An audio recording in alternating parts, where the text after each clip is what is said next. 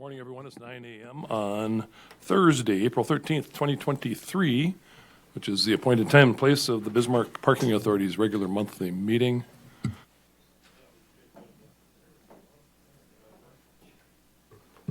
Minor technical adjustment here. Welcome, everybody. I see we have a quorum present, and welcome new City Commissioner Mike Connolly, who is going to be, you're taking over Splonskowski's portfolio, including this organization, this body. Welcome. The first item of business would be consider the minutes from the March 8th, March 9th meeting. I should probably wear my glasses so I can see this stuff. Any changes, comments, corrections, questions of the minutes? If not, is there a motion to approve the minutes? Also move. Is there a second? Second. All in favor say aye. Aye. Opposed, same sign. That motion carries. We'll move on to the regular agenda. Item 2 is review financial statements. You have before you, hopefully, in your packet, the financials from March 2023.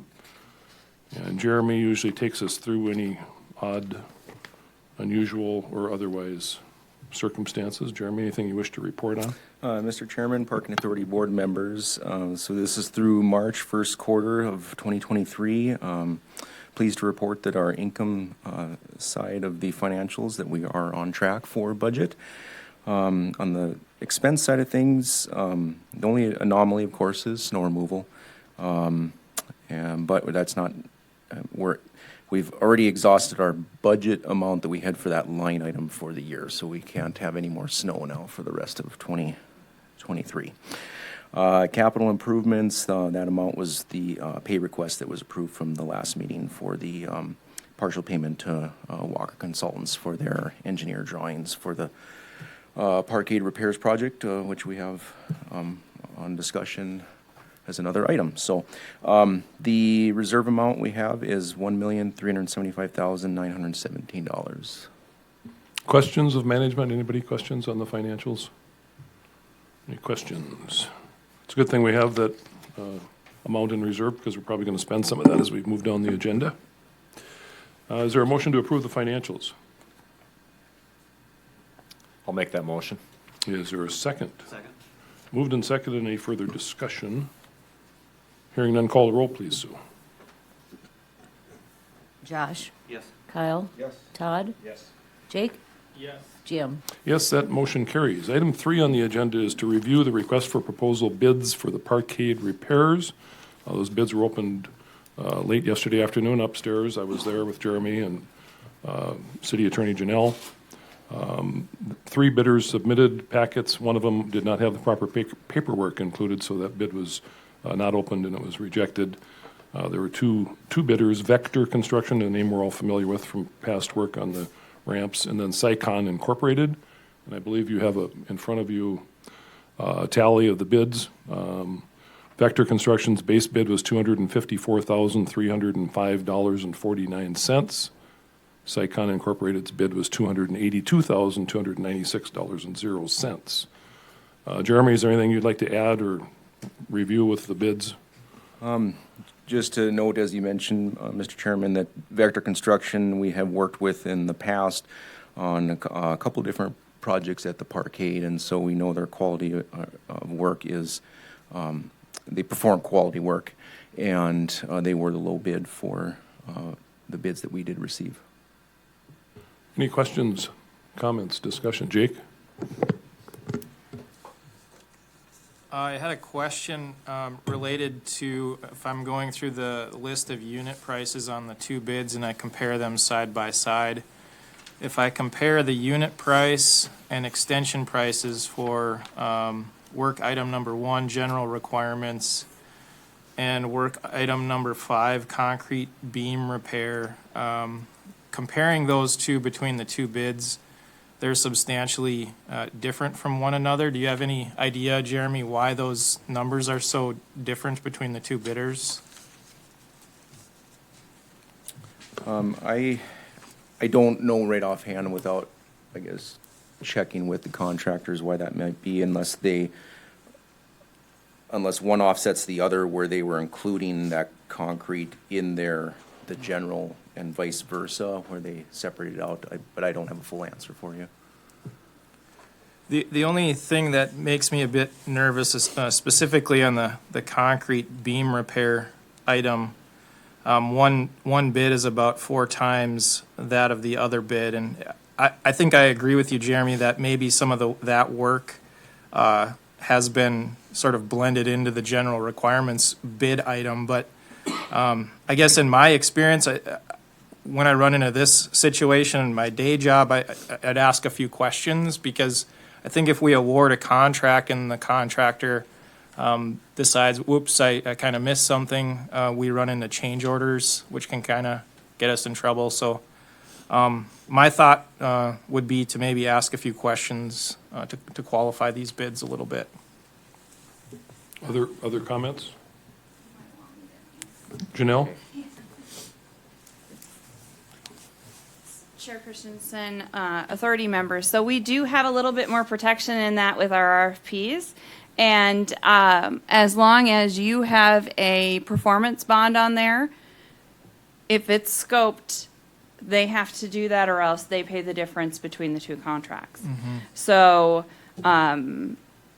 they can't change their bid. They could only withdraw it at this point, and then the other bidder would have it.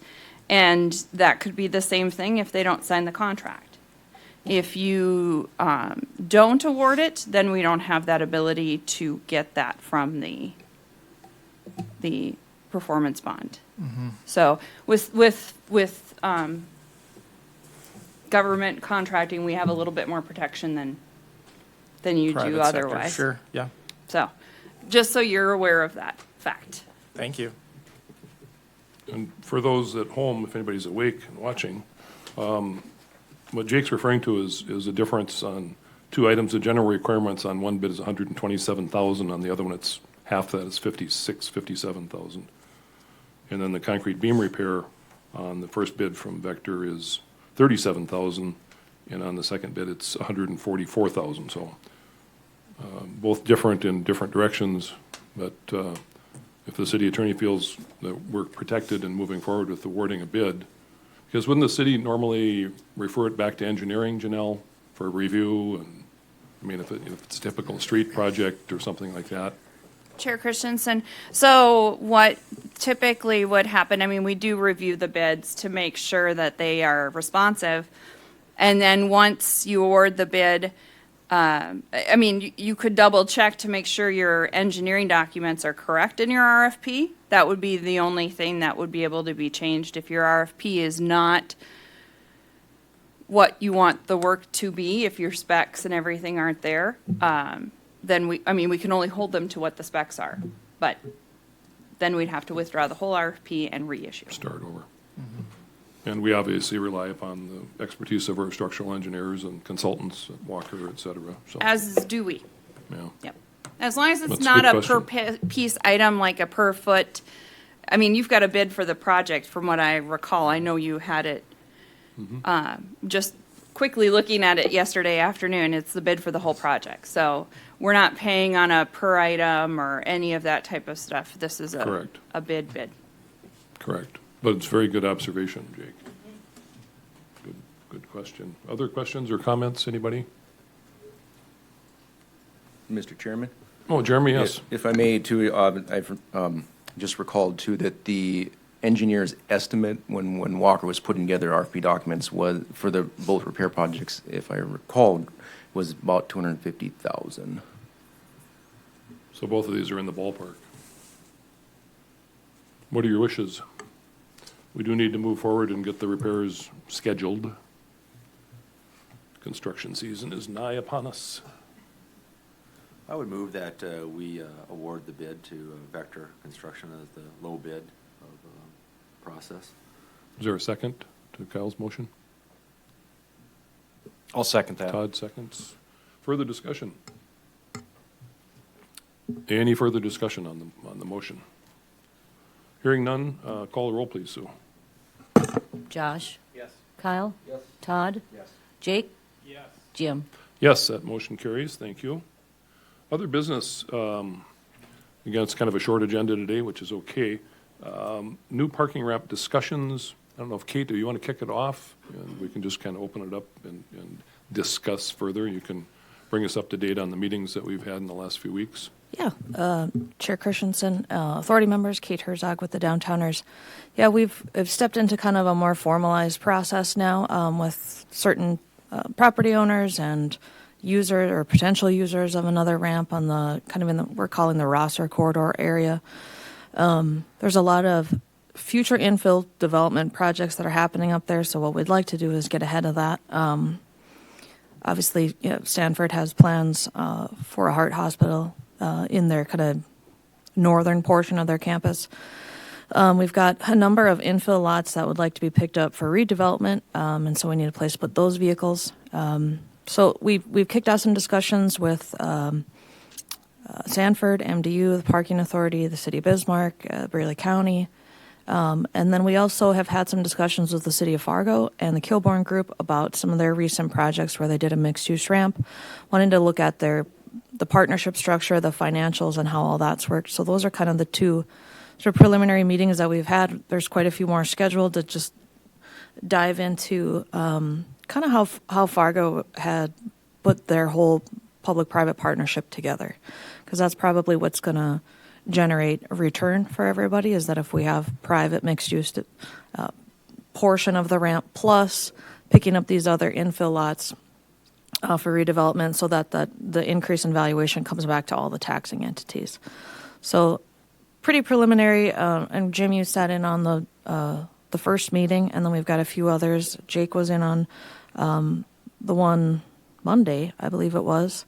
So I'd kick it back to you guys, but it's in full swing, and Jim, you know that materials are quite a ways out. So even if we had an answer tomorrow, we're still 18 months out from even getting materials, which we're not going to have an answer tomorrow. Can you refresh our collective memory on what the demand would be along the Rosser corridor in terms of numbers of spaces, just roughly? Right now, I think we could fill about 1.5 ramps without even trying, or about 500. 500 plus some. And we could fill a ramp without any infill development right now, a 500 car ramp. And so if we're looking at the infill development, we're probably going to lose 5th and Thayer at some point, which is about 60 some spaces. Those will need to go somewhere. Sanford's Heart Hospital will displace, I'm wildly speculating, but looking at their parking lots, they've got a parking lot that has 240 spaces on the northwest quadrant kind of their campus. If you built a ramp on a parking lot, you're going to lose about 150 spaces. So, we could fill one tomorrow with 500 cars easily. So there's probably need for 2, but not immediately for 2, but definitely for 1. And then what we've been doing, and I don't know if Daniel wants to chat a little bit, we met yesterday kind of looking at that whole area and looking at what the potential is for the private development. If there is a ramp, that we can then acquire some of these surface lots for redevelopment. And surface lots without a structure really pay minimal property tax. And if they're publicly owned, they pay no property tax. So those are probably the best infill opportunities for us as publicly owned parking lots, because they're not generating any tax for the community at this point. And Kate mentioned the timing, or the delay in timing, if you will, to actually build a structure once it's designed, once a site has been determined and financing designed. I'm told by people in the precast industry, and maybe Jake can speak to this as well, but you're looking at a year and a half to longer, 18 months or longer to get precast. So you're looking at least 2 years out if we stuck a shovel in the ground this week, which isn't going to happen. So, but there is some urgency, I guess, to keep this process moving.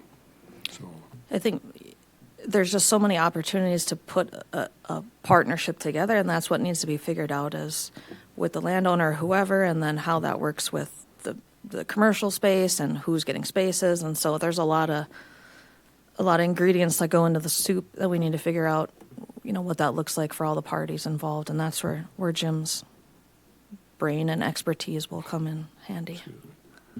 questions of Kate? Anybody? Comments? Thoughts? And I would just mention the one that we're looking at in Fargo. So there's a few, that they're doing sort of a mixed use with parking, either a part of it or relying on that. Roberts Commons is kind of the first one they kicked off, where it's got a ramp and then it's wrapped by commercial and residential. And then that wrap is essentially privately owned and pays taxes. And that's kind of, what can help pay down the bond or whatever they're using for their financing mechanism. Mercantile, Kessler, they've got quite a few. Block 9 obviously has parking attached to it. So they did say they would love to have us come to Fargo and look around at it, and go through the space, sit down with them and talk about how they put their P3 together. And I think we probably should take them up on it. Jim, I don't know how many people fit in your plane, but I'm sure Jake would go in that direction. About as many as fit in my Tahoe. And Jim, what was really helpful was for you to go through the history of how all the other ramps had been put together, because they've all been a different sort of mechanism, whether it was TIF, whether it was a parking district, whether it was bonds secured by a TIF. So this will probably be another new mechanism that we'll Probably. have. I think, I wasn't around or wasn't involved in the first ones, the parkade, but I think they were probably in response to the resources that were available at the time, whether it was a TIF to build the latest ramp, or in the case of the parkade, which was built in 1969 and 70, they actually created a district, taxable district downtown to pay for that. And it went through many lawsuits all the way to the Supreme Court of North Dakota before it was resolved. So the third main ramp was built with city GO bonds that were guaranteed by the TIF district. So there's different ways to do it. Which is We don't how, have a TIF district anymore, but that doesn't mean that we couldn't have one again. So Right. if all the parties wanted one. and there may be other infrastructure dollars, as the session finishes up, that maybe, I don't know. You can't count on that necessarily, but there Prairie are dog. other options that are out there. So, the discussions are going well, and we've got all the parties in the room, which has been great, and just let's kind of keep moving it down the road. Well, at the end of the day, we have a growing downtown, and it's going to continue, which is a good thing for the city of Bismarck. So, do you know if the House Bill 1266 has been signed into law? It has The been. Renaissance Zone? Yes. Okay, so we'll no doubt, and that's a whole different committee, obviously, but we'll no doubt start seeing applications for more new projects for Right. projects downtown, which is a good thing, and they'll all require parking. And So- we've got some that are already sort of in the works in some capacity or another. The budget is under contract, which is supposed to close April 15th. We've got Fifth and Thayer kind of waiting a little bit. We've got a lot of projects waiting for the zone potentially to come back, because prime interest is 8%, and that is just a killer to try and make any of these pro formas work. So we've probably got $25 million of development just sitting there, which is sort of annoying. But you can't blame them. You got 8% from 2 years ago is just ridiculous. It changes the whole look of the development. So Questions, anybody? Anything else to add for that topic? Thanks, Kate. Thanks. Daniel, do you have anything you want to throw in on that? Okay, thanks. Anybody? Kyle? Okay. Other business, anybody have anything else for the good of the order? Anybody have anything? We're going to get out of here by 9:30 again, that's all right. If there is no further business, and if there's no objection, we stand adjourned until May 11th meeting. Thanks, everybody.